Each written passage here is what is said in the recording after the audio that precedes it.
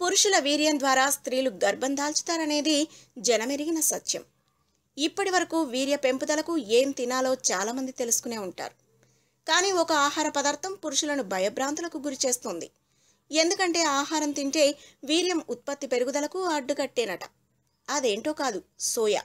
ప్రస్తుత కాలంలో మాంసాహారంతో పాటు సోయాని కూడా ఆహారంలో తీసుకోవడానికి చాలామంది అలవాటు పడ్డారు. ఈ సోయా వాడకం వల్ల పురుషులలో వీర్యం ఉత్పత్తి స్థాయి తక్కువైనట్లు స్పెయిన్లోని వాలెన్సియా యూనివర్సిటీ, బ్రిటన్లోని ఐవీఐ ఫెర్టిలిటీ కేంద్ర నిపుణులు సంయుక్తంగా నిర్వహించిన తాజా అధ్యయనంలో రుజువైంది.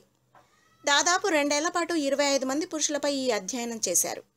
వీళ్లు తీసుకునే ఆహారంలో సోయా స్థాయిలు ఎక్కువగా ఉండేలా చూశారు. సోయా పై పొరల్లో ఉండే బిస్ఫెనాల్ ఏ రసాయన ప్రభావాన్ని గుర్తించేందుకు ఈ అధ్యయనం చేపట్టగా, ఫైటో ఈస్ట్రోజన్గా పిలిచే మరో రసాయన ప్రభావం గురించి ఈ పరిశోధనలో తేలింది.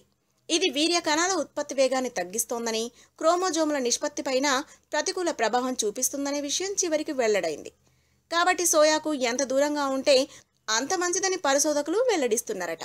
If you like the video, please like us and subscribe Tollywood Nagar.